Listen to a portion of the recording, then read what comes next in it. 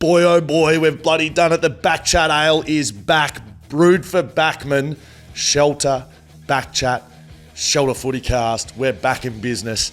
10% off online right now if you use BackChat Ale at shelterbrewing.com.au. That's right. We're going to give you some of the best beers known to man.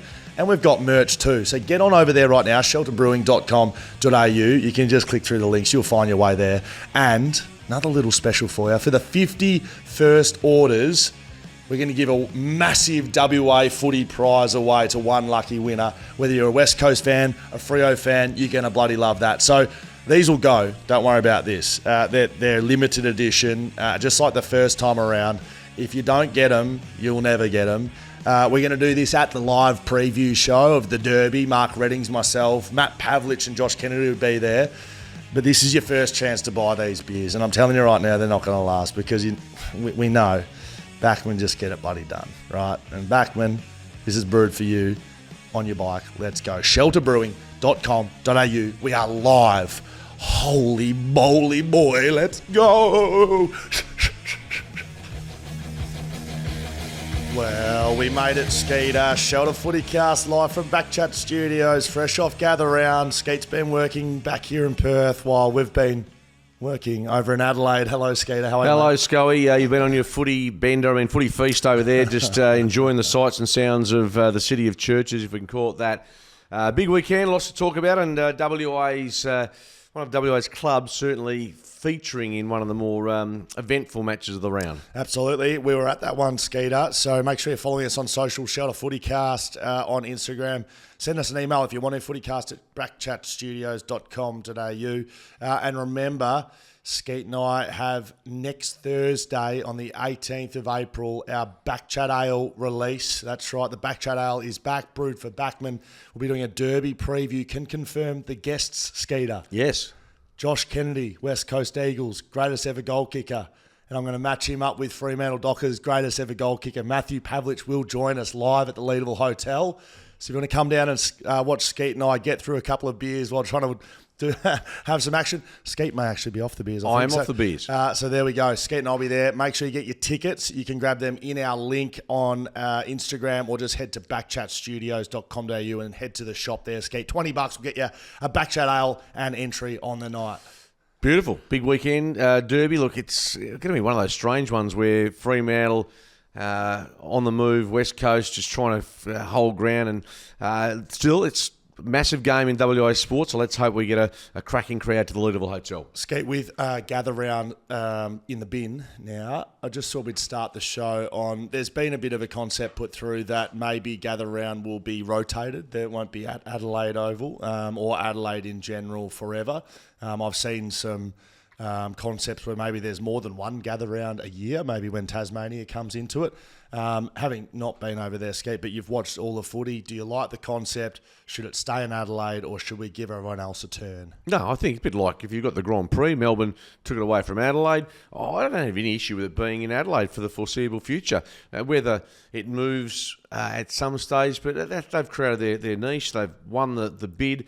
Look, my understanding was that when the initial bidding took place, South Australia was given that gather round because they'd missed out in part on the grand final in 2021 with the match being played at Optus Stadium. So off the back of that, they were given gather round. The AFL's priority after that was to go to New South Wales as their next destination, which I think might have ruffled a few feathers in WA. And so there might have been an issue where they said, well, you know, we're not going to play second fiddle to New South Wales, given we're a footy state and we did such a great job with the AFL Grand Final. So I don't know if WA, and don't get me wrong, I think we'd love to get a piece of the action, but personally, even though there's no footy here, no footy in Victoria, I think South Australia, what's wrong with them having their weekend of footy? Well, I was hoping you were going to say Western Australia should get it, Skeet, and I could come against you because I just don't think it works in any other state. Having been there over the weekend, it's brilliant. The Adelaide Oval especially, they've got the entire Adelaide City is 200 metres away. Now, you could say maybe Perth's like that, but you'd have to walk all the way across the bridge from Optus Stadium, all the way through East Perth. I'm telling you, 200-metre walk, and everyone goes from the footy straight into the city. It just works. Yep. And I, after experiencing it, I would say leave it there forever. Like that, there's no reason to give everyone else a go. It's a perfect concept for Adelaide, and I just thought it was a great weekend, great atmosphere. And I don't think, one, it wouldn't work in Sydney. Everything's too far away. No one's getting their job done. And venues. Yeah, the issues with the venues getting Honestly, from A to B. I think you could play it anywhere. They were shipping in, big stands into all the grounds out there. I think the grounds would be less of an issue, and it's more everything else apart from the games, because that's what it's actually about. Yes, you can play footy and go to footy, but the atmosphere and the general feeling of the public. So I think leave it at Adelaide forever. Now, Skeet, there's a couple of bigger other issues in the footy realm. Jeremy Finlayson and his slurs on Thursday night, Friday night in the Port Adelaide game. He's been dealt with and fined. How do you sit with... What was his fine? I haven't even looked at it because there's been a bit of other footy news floating around that sort of captured my attention. But we know that Alistair Clarkson received, I think, a $20,000 sanction. That might have been as a result in part of what he'd done previously off the field and some of his actions. With Finlayson, he's obviously remorseful, but does it sit in the same sphere as, say, racial slurs? Well, I think it does. Most likely it does. I think it does. And I thought his apology was strange. It looked like Port Adelaide had tried to distance themselves for him. Nick, if you could find the fine for us, please, mate.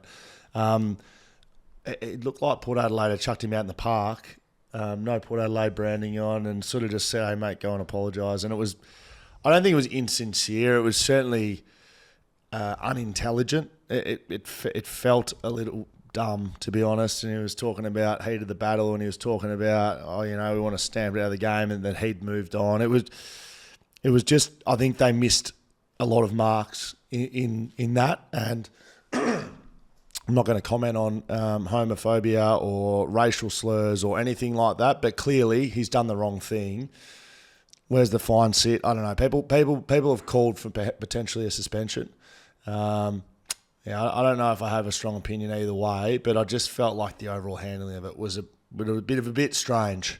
No fine yet. No fine yet. Okay, so I mean that's bizarre to me, but that'll come out in the next probably 24 hours. Well, if Alistair Clarkson walks out and get a $20,000 fine for doing what he did, there is absolutely no difference to what Jeremy Finlayson's done. So, the difference, I think, as I said before, was that Clarko had a rap sheet which was quite extensive. So I think you just need to bear in mind that Clarko, his penalty, I think, was in part exacerbated by what he'd done previously. Whether he gets a $20,000 fine, that'd be quite significant. Maybe that's a poor precedent then. Taylor Walker, in a similar... Racial. Right, that was racial, with no real rap sheet.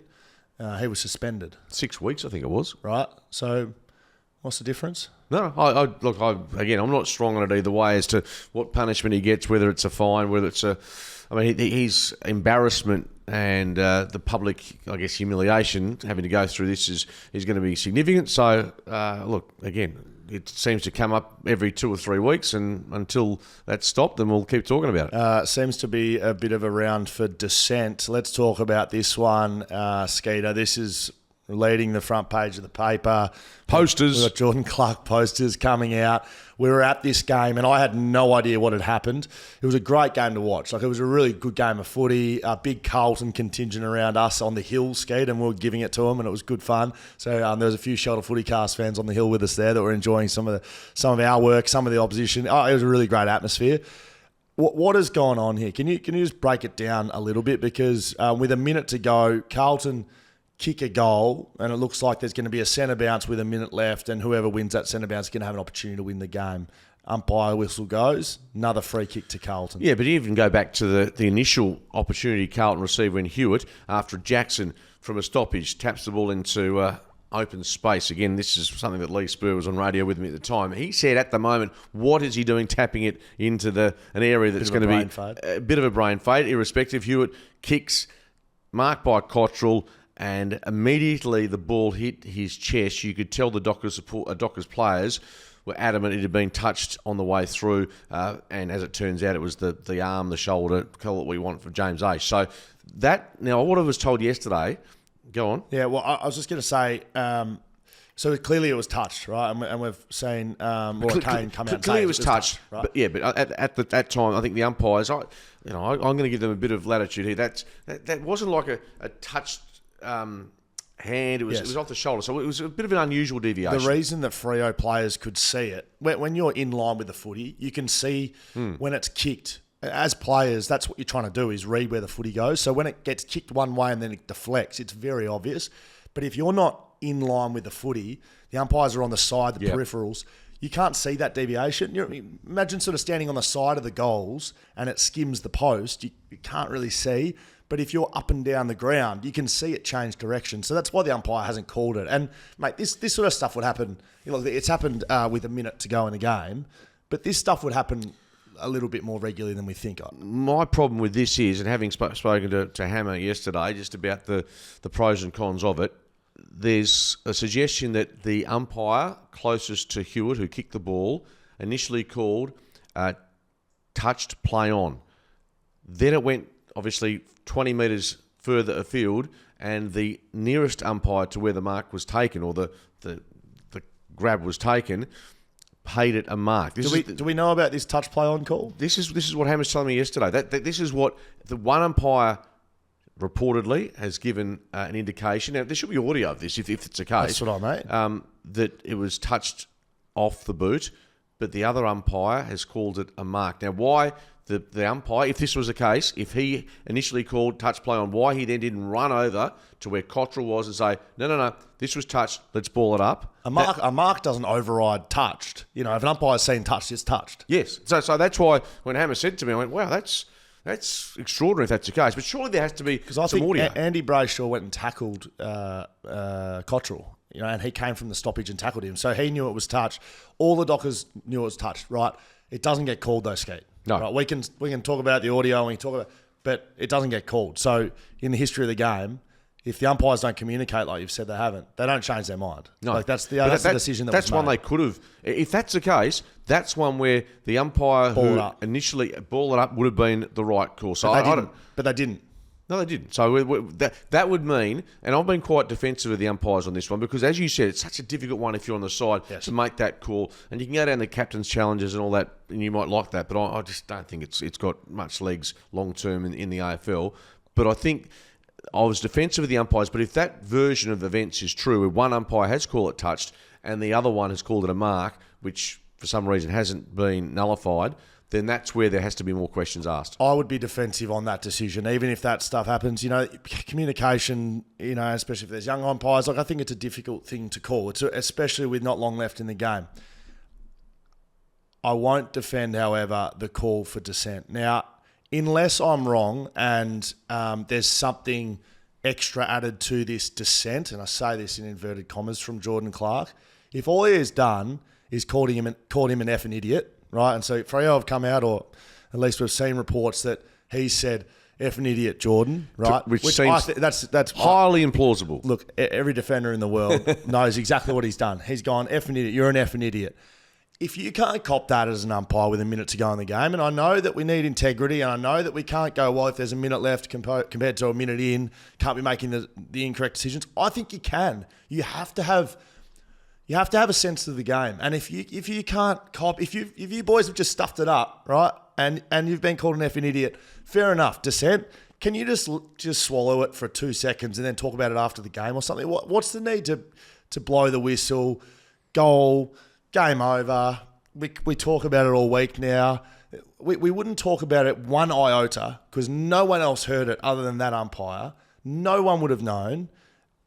And then where are we? Maybe we get a centre bounce and maybe Carlton get that centre bounce, kick another goal. But at least it's not influenced by an umpiring decision. Not the touched. I'll defend that. But the dissent, spare me, Skeeter. I'm just trying to work out, and look, I don't disagree with you, but Jordan Clark was almost physically taken away from the umpire. So you could tell he was body language. He blew his whistle. After he blew his whistle. Body language, though, said to me that he'd lost his way with what he said. Now, if that's all he said, then yeah. I know people will listen to me now and say, how can you defend a player doing that? With a minute to go in the game and you've dropped an effing idiot, if you can't cop that as an umpire, seriously, Skeeter, unless there's something more.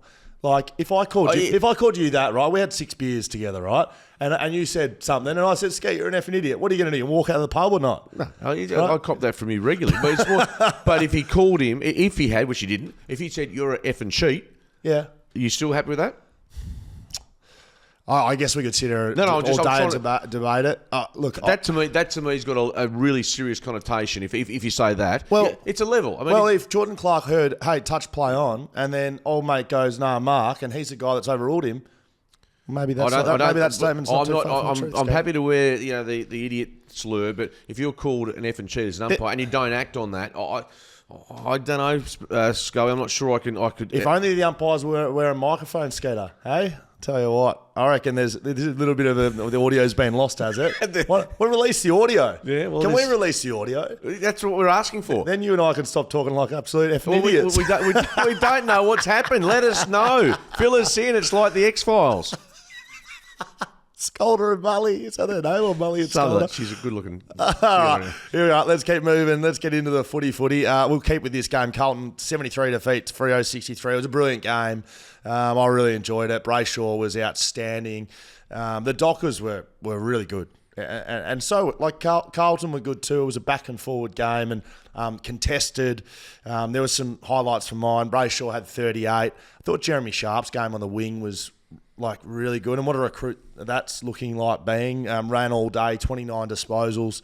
I would have loved to have seen centre bounce there with a minute to go, but you don't get it. And I think Freo have proven, right, you don't win it, but they have proven that what they're doing does stand up against good sides. Defensively, again, they kept Carlton to, it says 73 points, but that's all in the last 60 seconds of the game. So they kept to around 60 points, all things being equal, which is a very good result.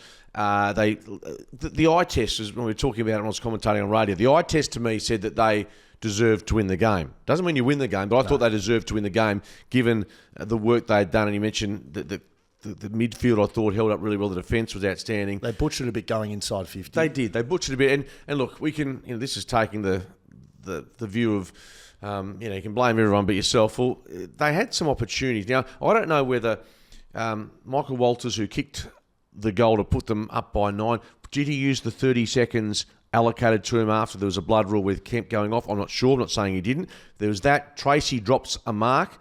Was it a mark? Was it not? That was late in the game. Yeah. If that had been paid, again, that takes out another 30, 40 seconds simply because the ball's inside the 50.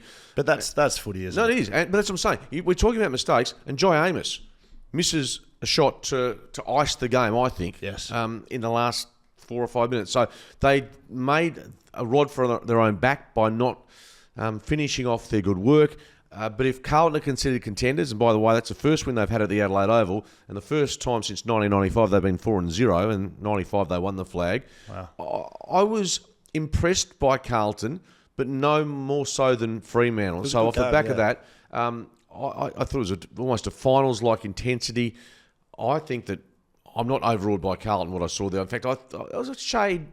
I thought Fremantle more than held their own on that front. So I'd be pretty comfortable suggesting if Carlton's considered a premiership contender, I know the Victorian media will say, no, this is, won't even bring Fremantle now likely to miss the 8, they'll say, because they've got Port Adelaide. I thought what I saw yesterday or Saturday, and also what Justin Longmuir said after the match, with regards to the controversy, I thought he said all the right things to try and not let the group get dishevelled and just waylaid by an incident which could affect them heading into the Port game. His messaging this year, I think, on reflection, has been outstanding. They lost Cox and McDonald in the same game. They lost another one to concussion, Warner, and he was just, very calm. He's been very calm the whole, probably his whole tenure, really. But if you're losing, that calmness looks like, I don't know, people will give us something. But he was very much, we've got Cattle coming in. I thought Draper held his own against a couple of good sides. How many Walker and Curnow kick on the day? Well, Curnow kicked 3. Sorry, not Walker. How many Curnow and Mackay didn't kick a goal. Right. So Pearce had him most of the day. And Curnow, they had a couple of mismatches. He kicked one late, I know, but I thought Draper he didn't kick 10 goals, did he? No, he's a really good young player. Just whether in the last 3 or 4 minutes, it's easy to say, but whether Pearce or Ryan goes to Curnow, because he was the threat. But, it's easy in hindsight. Mate. It's easy in hindsight. I get it. Those sorts of things where you have a mark taken on you late in the game and you end up losing the game, that's where you learn. Look at West Coast. not this game specifically, but, down by 80 points and Kerno takes a mark with 2 minutes to go, you learn nothing. It's like, oh, here goes another mark. But Draper will never forget that. I almost guarantee it. I had a couple early in my career where something that you do, affects the result of the game.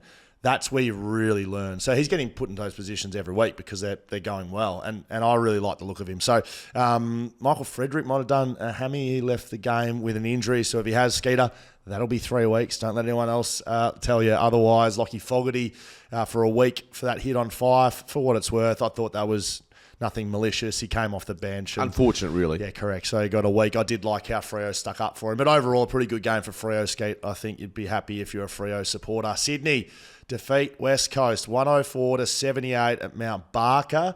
Look, got to be honest, Skeet. I was very impressed with what West Coast put out there. I don't know how you saw the game, but I've been very critical, clearly, after 50, 60, 70-point losses, and especially on the Bulldogs game. I thought they looked brandless. I used the word hopeless. I'm happy to say, from what I saw from that game, if you see that more consistently, that's a brand of footy that you could get behind. High effort, defensive, forcing turnovers on a good side who tried to take the game on. Yes, they lacked a bit of polish at times, West Coast, but it just looked like a hard-working brand of footy. And if that's what they want to put out every week and they lose by, can't even do the maths, 26 points. They do that every week. If they lost every game for the year playing like that, I think as a West Coast fan, you'd be very happy. We saw their best players play really well. Like the best 4 players were senior players, Yo, McGovern, Hunt, really good, Duggan. And their young players off the back of that were able to jump in. Harley Reid has 18 disposal and he looks very good. So, look, I think that's a really positive game for West Coast, but you've got to see it next week. It can't be a one-off. No, but if they do produce it, I'll back you up with what you said. If they can produce that on a regular basis, they won't be losing by 26 points against other sides. They'll, in fact, be winning some matches, which I think it was like a 5-minute passage or 3-minute passage. And they won a second quarter, by the way, which was terrific. They outscored Sydney, which is a real first for them. I think that was their first quarter they'd won all year. The whole year, yeah. 53 onside 50s apiece. Led half-time. So there's a lot of good improvement areas for them. And there was just a couple of passages of play, as you said, when Hunt, he streamed down the ground, they went through the middle, he kicked a goal, they backed it up with another entry, Petruccelli takes the mark. Yeah, it was just nice to see. So many positives for them. Look, they were beaten by 26 and they fell away a bit after half-time. But again, if that sort of effort is displayed against, say, a Richmond this week, you'd think they're going to be highly competitive, if not winning that game. Competitive is the key word, Skeeter. Like, they look competitive. And for mine, it was just the eye test. It looked like hard work for them. Like, it looked like they were working their arse off. And that's what it should look like. It's sort of a little bit of an indictment that you haven't seen that. You haven't seen like, wow, they're working hard. They're really working their ass off. Jeremy McGovern, that's one of the best games I've ever seen him play. And I don't say that lightly. Like, every contest he was in, he was unbelievable. He was unbelievable.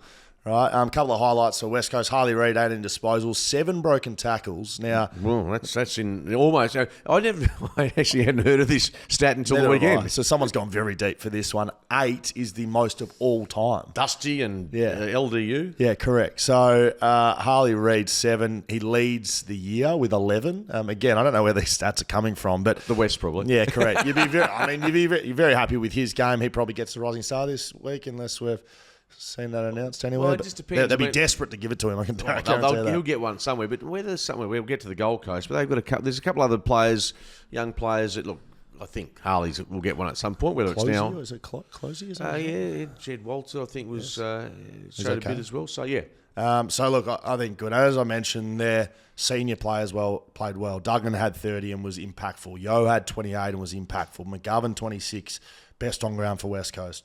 Bailey Williams played really well in the ruck, competitive. Tim Kelly looked good. Like, that's their top 5 guys. Now, Bailey Williams isn't a senior player, but he's their senior ruckman, right? And I just think you don't want that to look like Reid, Jimby, Long at the top. You want your best players playing well. When they do, West Coast play well. And I thought it was really good. Yeah, no, I think coming off, I thought it was a really disappointing 76-point loss. And bear in mind, it was 171 points last year, yes, albeit at the SCG. It just gives the whole club a bit of a Hope. spike. That's hope. So that's what I was talking about with hopeless last week. You come out of that game against the Bulldogs, kick 3 goals, one after quarter time, and you got no hope. Yep. And you're not looking forward to the future. Is anyone coming through the waffle, Skeeter? Well, look, Andrew Gaff's obviously Dom Sheed come getting back a bit on of it. the Dom Sheed was scheduled to come back, just to check and look. see whether there's some numbers there. And great to see Jai Cully, who kicked a goal in that loss to South Fremantle in the waffle. So I wouldn't expect Cully to come back inside. In fact, I don't think, unless Sheed played 15 touches. Dom Sheed really banging the door down. They're obviously going to have to replace Marek because of injury and Luke Edwards with a hamstring. So there'll be a couple of changes. But I think you've got to reward also players that have shown that improvement and, being able to give us that hope factor which you talked about. Zane True had 25 disposals and a goal, so maybe he has a look. They did lose by 88 points, though, skating the waffle, so that's not overly positive. Sydney, just a quick roll over there. Errol Gordon is a superstar. 3 votes. He was just outstanding. He had 2 goals and 28 disposals, 25 disposals, 2-2, by the way. Heaney. Is Heaney leading the Brownlows this week? He is close in the betting markets, but okay. I believe so. He's favourite. It was interesting. Taylor Adams came back into the side and played. He kicked a goal. They're a bit off though. Let Sydney. Yeah. We've spruiked them a fair bit, but any side's going to be off if have some pressure put on you. And so Richmond last week, high pressure game, right? West Coast this week, I saw the pressure gauge that Fox Footy love rolling out. Like it was off the scale. High pressure. Like any side's going to look poor under pressure. So I don't think they're going too badly, Skeeter, but I know we want to see them beating sides like this. No, but you're not going to win a flag in April. But just ticking off those wins, the horse will be happy. All right, let's whip through some of these, Skeet. This was on Thursday, this one. Melbourne defeat Adelaide 78-63. It feels like about 4 weeks ago. For you, it would be like about 17 pubs ago, wouldn't it? I did our work in one pub in particular, actually, so I didn't get through too many. But this one on the Thursday night, Crows now 0-4. Bye-bye. See you later, season. Done. Which is terrible. Imagine being at that footy club. There's no way they come back from that, is there? No, I don't think so. And look, they're competitive. But again, their last quarter, they kicked, 2 goals, 6. The damage was done early, and they just haven't turned up to play in a lot of their matches this year in the first halves. And from a Melbourne perspective, Petrarca's been enormous. 29-1. I love Fritsch, who comes back in, kick 3, yes. Pickett 2. They've got a team that is, I think their midfield is still going to be very, very tough to beat. Yeah, I agree. Well, Max Gawn's leading the way there. He had 40 hit-outs against Riley O'Brien, who's no slouch, right? So I thought Gawn was close to their best on ground, took some big contested marks. So if you got him leading with Petrarca, Oliver firing, Viney goes through that, Christian Salem's played a little bit up the ground as well. Like they are going to be difficult to beat, but I don't know how you fix it at Adelaide. For mine, they look like they've gone away from their strengths, which is scoring. 63 points again, and they can't score. So that's the issue. I wonder whether in pre-season in training they were concerned about their defensive side and they focused too much on that. And well, they've kept Melbourne to 78. Yeah, but by the same token, their one wood is their, as you say, their attacking ability, and that seems to have just completely. They kicked 34 against the Dockers and 63 here. They haven't been able to kick a score. So they kept Melbourne to 74, Dockers to 69, a little bit of a blowout against Geelong, and they went to 96. And then in round 1, they kept Gold Coast to 60, right? So they're keeping sides to low scores, but they're not scoring themselves. So that tells me all you need to know. They're likely not scoring off turnover, which is a big issue. That's pretty much what the game's based around these days. So they need to improve in that area. Skate Brisbane, 112, defeated North Melbourne, 42. Boy, oh boy, it's a bit ugly, this one, Skate. I'm surprised it didn't blow out to more, and it was a 70-point win. 32 scoring shots, and I watched some of this game. And Brisbane, I'm not going to say they're back by any stretch because North Melbourne... They're back! they're North Melbourne, I know we've been very critical of the Eagles so far. They're a young side that's got a long, long way to go just on the evidence of what we've seen. Getting towed up. I mean, look, Joey Danaher, 5, Hip with 3. You'd expect those types of players to have a feast on a North Melbourne defence that's clearly undermanned. Well, that's the issue, isn't it? I think they've got a young and good midfield, North Melbourne, and they've got some clear talent in there that gives you hope as a footy club. But if you can't put the pressure on, then this back line, it's not good enough to stand up against anybody. So I think Clarkson would know that. And I think he'd be trying to come up with ways to score more, really, because he knows he's going to get scored against. So you're probably looking at shootouts. Does that develop players as you'd like to? Probably not. They're winless for 2024. McCluggage had 36. I don't know how much more we can say about that. Brisbane, like you said, not back, but moving at least. We'll get a better indication on Thursday against the Demons at the G. Oh, is that who they're playing? They've had a bloody... I feel like they've had a pretty hard start, Brisbane. Well, Fremantle, good. Carlton, good. Collingwood, good. But if you play in the grand final, your schedules tend to be a bit tougher. Yeah, I know, but that's tough, Skeeter, I reckon. So we may get a bit of an uptick from them, but again, they match up against Melbourne coming up, so they could still be up against it there. Port Adelaide, 111 defeat Essendon Friday night, 42. This was the doubleheader on Friday, of course. Port Adelaide impressive. Connor Rozee. Look, if Isaac Heaney's leading the Brownlow, this man here wouldn't be far behind him. He is that much better as a footballer than anyone else on the field. If you just watch him live, which we were lucky enough to do, he is just... That's the second game for you on the Friday? No, we didn't go to the early one. First one. Okay. I was working, interviewing, and then actually hosted 6PR Friday Night Lights from Adelaide. Wow. Wow. Skate. Rozee is just, he's such a good footy player. Yeah. He just moves so much better than everyone else out there. So is that the most inspired choice of captain? Yeah. It's so young. Yeah, because when it happened, I sort of thought, what's going on here? But clearly they know and we don't, right? Because we knew he was a player, and you just think, God, he's kicked three. Willie's kicked three. Willie Rowley's, he's my All-Australian pick. I'm early on him. Willie Rowley. Already? Yeah, Willie Rowley. I said it at the start of the year, before the year started. I just think he's going to have a massive year. Okay. Yeah, Small forward, get him in the All-Australian team. I'll speak to Jacko. Yeah, we're 3 rounds in, but no, that's all 4 rounds in. That's okay. We're talking All-Australian already. No, I'm just saying that I picked it before the season. Okay. Just a little bit of a ride or die. Is that all right? No. How many tips did you get this weekend, by the way? I got 8. Yeah, did you? Good stuff. Did you get 9? I got 9. Look at you. Look at you. Mate, and to be honest with you, there was like 2 50-50 games. It was Geelong Bulldogs and Carlton Fremantle were the two that stood out. And who do you reckon I picked on the 50-50s? The wrong one on one of them, obviously. It was a big game for Port Adelaide. Look, Essendon for mine, they're 2-2. Now, you've summed it up. You don't rate them yet, no. and for obvious reasons. Yes. They're no good, mate. They're not up to it. And they were gone from the hard edge of playing against Sydney to... It's just fluff. What about after quarter time, they kicked 3 goals? They're no good, mate. They are absolutely no good unless something changes. And I don't know how you change something midway through the season because it looks like work rate for mine. And, I mean, what's changed? That's been an issue at the footy club for a long time. So you would think under a new coach, another year in the system, all the bullshit that came out in the preseason, that they'd be better, but they're not. So I won't be picking them for the rest of the year until I see something better, Skater. Happy with that? Thank you. Thank you. Thank you, Mark Reddings. 7 news. Cats 95, defeat Western Bulldogs 91. This was a good one. And I think in terms of matchups on the weekend, this is one criticism I do have from the AFL.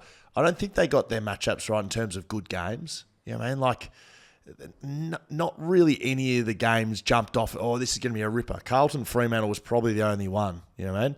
Port Essendon, who cares? Sydney West Coast, who cares? Bulldogs Geelong, maybe. But you're not going to put it this way. You're not going to put Carlton and Collingwood up against each other in Adelaide. No, but like having Port Adelaide v Collingwood, like against a big side, that would make more sense, Skate. And possibly. They probably played each other. Just putting like even the Adelaide teams up against a big Melbourne side would get like big interest. And obviously you don't rate as they've got a big supporter base. But you're right, they're not flying. Sorry, I mean good. Yes. Fair enough. So Cats get this one done 4-0. They are undefeated. The Cats. I actually didn't rate them at all to play finals this year. I thought they might just slip completely off the radar, but they're unbeaten. How'd your tips go this week? Yeah, no, they were look. The curse on from the Cats to the Dogs continues. Stengel kicked 4. I really like the work of Cameron, of course. What are his numbers for that game? Kicked 3, had 27. That's pretty decent for a bloke that. I don't think they got their matchups right, the Doggies, and they may not have the cattle. I don't think they've got the defensive players to shut down those blokes. And there was some good money for the Dogs heading into the game, but. And to be honest with you, if you look at the midfield, the 2 best players close to on the ground were Western Bulldogs players, Libber and Bont, and they still get rolled. 35-1 to both of them with 10 tackles apiece. And so they don't have something quite right. What is it? Look, they're scoring. Maybe they're not defending well enough. But they're the enigma of the AFL for me in terms of teams. I'm trying to think. They've got, apart from their defensive concerns for me, of their ability to shut down opposition. So, but I still think, gee, they look like they've got a team to be highly competitive. But you look on the ladder at the moment. They're 2-2, and they're that sort of team. It might just be that year where they just halve again. Yeah, I think so. Well, what do you think? They've got a top 4 written all over them? No, absolutely not. No. But do you think they should? But they're not going to fall outside the 8 to a large degree because they've got too much talent. Yeah, but I mean, they're in the 8, are they? So they're 8th, 2-2. Jeez, I haven't been too impressed by them, but they get done by Geelong, who you can't really say anything else, can you? They're on won another milestone game. I think it's Mark Blixarv's 250th at the weekend. Yeah, so that's why you picked them. No, I picked them because they're playing good footy, and you've told me 2 years ago about Geelong with milestones, and do you want me to put this as a sting and you just play it out every time because you mention it every show? GWS 117 defeat Gold Coast. This was the not the inaugural, but it was the invitational cup between these two two sides. Oh, it was one day football. That's what it was. Yeah. Well, was it shootout? I didn't see this one. Right. Yeah. 31 goals in the game, and one day footy. That's good. So Toby Green kicks the 5. Jesse Hogan leads the Coleman. He kicked 4 at the weekend. He's on 16 for the year. I don't know if he's still on the darts or not, but he's doing some beautiful work.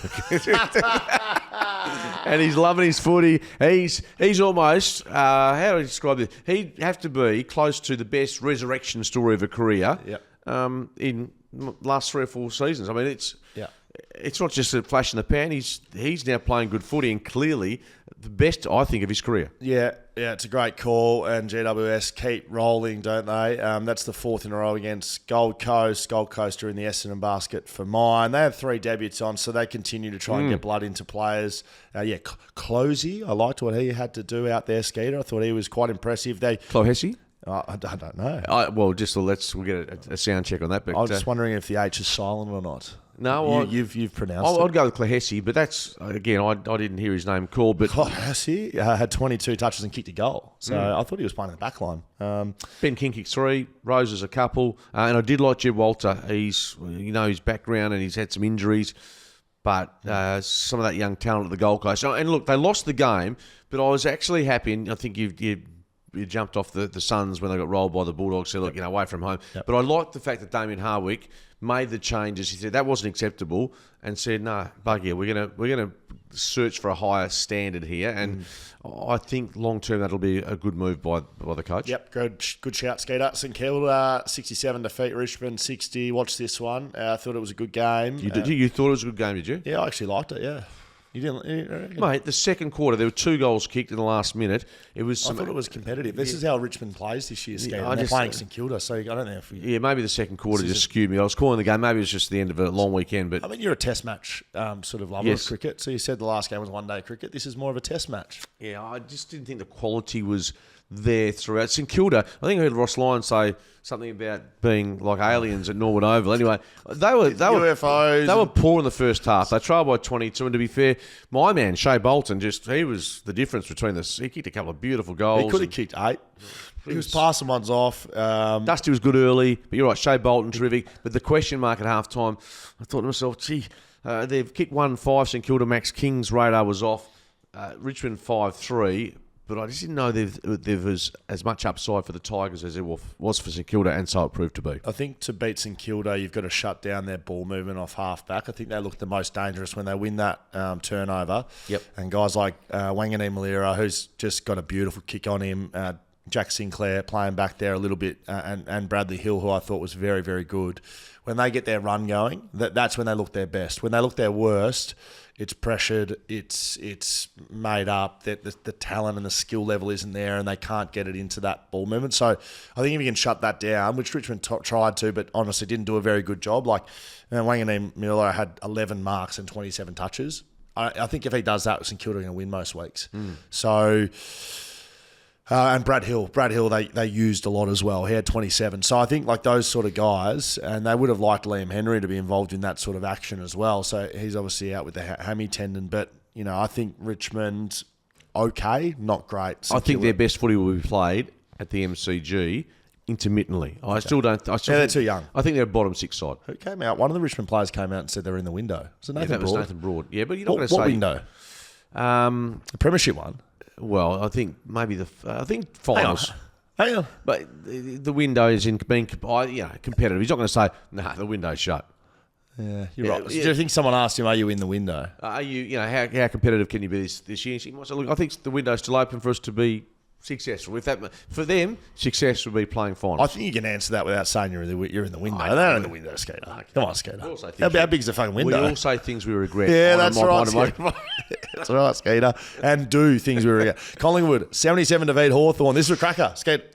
It's not a high-scoring game, but you want the one-day footy or not? Didn't see. No. I didn't see the last part of this game. I was working at Optus, but I do recall thinking, well, its margin's about 4 or 5 goals. That'll be Collingwood being able just to keep them at arm's length. But This was great. good game of footy. Obviously, and Jack Ginnivan against his old club. Hawthorn turned around at half-time, Skate. They were 4 goals down at half-time and hadn't done a lot. And whatever was said, I think Sam Mitchell post-game spoke about it, that they changed some things. They dropped the tag on Nick Dacos. I think they became more attacking. And Suits them better. it suits them better, and against Collingwood, I think it suits better. But you have to then holistically be very, very frantic on to try to get the footy back, because Collingwood, you just let them go. Similar to St Kilda, really. I think St Kilda's a little bit of a poor man's Collingwood, to be honest. But Collingwood's got better skills. If you just let them run and gun off half back, they slice you to pieces. They're too high quality. Whereas Hawthorn, they dropped that tag and they became more aggressive with the footy, more centralised ball movement. It's met fire with fire. And they probably should have won in the end. They had the momentum. They kicked a goal late. They kicked 4 goals, 1 to 5 behinds in the last quarter. They had all the momentum, and another couple of minutes they maybe get a chance to kick that goal. They just didn't get it in the end. But I was really impressed with Hawthorn. I think they'll be disappointed they lost. Jack Ginnivan, for what it was worth, was very good. He's having a good season. That's a good pick up by Hawthorn. Absolutely. I mean, most clubs, if they had the chance to grab him, they would have. I mean, Hardwick kicks 4 for them, Moore 3. So they're relying on their sort of smaller forwards. But at the end of the day, though, we've got 4 clubs without a win, 0-4. I think that's the first time in VFL, I'll check with Swamp on that, VFL/AFL Really? history that's the case. I will stand corrected, but it's certainly a rarity that 4 clubs, 0-4, but Hawthorn's a better team than that, as in that ratio of wins and losses. I don't like putting things on the agenda, Skater, but I will with this one.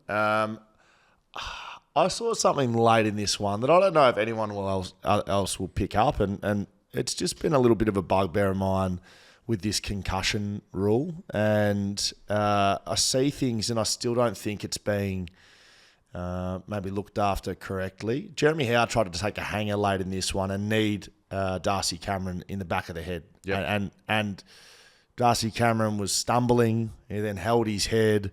It was a flush knee to his skull. Right? Within 30 seconds, he was bleeding from the nose, right? And so you get hit in the back of the head and then you're bleeding from the nose. Does that tell you that, like, perhaps that needs to be looked at pretty quickly? Like, for me, knee to head, bleeding from nose, that's related. He came off with the blood rule, but then was back. They put some Vaseline on him, sorted the blood out, and he was back on the ground within a minute and really impacted the last part of this game. I don't know. Bad look, bad optics, absolutely. Bad optics, absolutely. But shouldn't we be looking and taking this one on more seriously? I don't know. Maybe I'm completely off the mark, Skate. I don't know. No, you're not. By the way, Collingwood, the last 6 games have been decided by a total margin of 24 points. They're off their heads with the close games, aren't they? And the Swamp Things is doing his best work on X with some of that stuff. And Collingwood, Carlton, they've just found ways to win where most clubs, Fremantle, for instance, on the weekend couldn't. That's a game that with 2 minutes, 2.5, 3 minutes to go, albeit the controversy aside, you should win it. You should be winning it. Yep, very good, Skater. And Carlton have added that string to their bow. Will Schofield, Mark Redding, Shot of FootyCast. All right, a couple of listener questions, Skater. Now, a bit of a shout out, our thoughts and prayers are with Maddie, who I believe has lost the house and the marriage after last week. Who's he backing again? He said, I asked my wife if I could sell the house and put the money on the Swans to get to the 53.5 point margin, v West Coast this week. She said, no, should I do it anyway? Seems like free money. So, Maddie Black, we think of you big fella, so you've no house, no wife. No, he hasn't gone the 53. No, we did say gamble responsibly, though. We did, absolutely. We didn't give him the advice, Skeeter. G'day, Skeet and Scully. Wild to see the Eagles be competitive. Harley will get the plaudits, and it was fun to see an Eagle breaking tackles for what it feels like the first time since 2018. But I hope it doesn't get missed that Tom Papley only had 10 touches and no goals, Skeet. Would love to hear your thoughts on how Hoff is going at filling the Brad Shepherd-shaped hole in the Eagles' backline. Well, let's be honest, Brad Shepherd was an elite player for a long time. So it wasn't always the lockdown defender. No. But look, if you go through some of the opponents he's had this year, Toby Green, Brady Hoff, big tick on that front. Charlie Cameron, massive tick on that front. I think he's beaten in one other one-on-one. I think a player kicked a few goals on him. But played on Cody Waitman, I believe. Cody Waitman, but that was still a reasonable. I think he kicked 2 goals, Cody. So no, I think he's found his spot. Mate, I've said this a couple of times. If he buys into that role, right, and he's happy doing it, it's a bloody hard. Like the reason it's so hard is because mentally, you have one lapse goal, right. It's like being an opening batsman. In all seriousness, Yes. Outside, Most other positions on the ground in AFL, it's not like cricket. You have a lapse in the midfield. Tim Kelly, clearance. Is that a goal? They've still got the back line to look after them, hopefully. Yep. But there's no multiple mistakes as in that role. So if he can buy into it and mentally do it, which it looks like he can, that's the hardest thing. The physical side of it's difficult, yes, but mentally you just have to be concentrating at all times, and he'll be learning so many lessons playing on these great players, and maybe his game evolves from lockdown to more of a ball-winning backman. I think he had over 25 touches a couple of weeks ago, but look, he's out. Yeah, he could be my new sort of favourite guy at the Eagles. And I guarantee there'll be some people saying, naming some of the young players that are emerging. Hoff will get left off that list, but it's because of the role he plays, and it's a unrewarding, it's a sacrificial role that he plays to try and keep small forwards at bay. So I would say who this is from, but it says you've got a stupid smile on your face. Well, because I love what this says. No, so that question there, great question. I think about Brady Hoff. Please don't announce my name because my boss listens, and I'm considering chucking a sickie on the 18th and coming to see the Derby show with you, Pav, JK, and Skate. So he obviously works at night.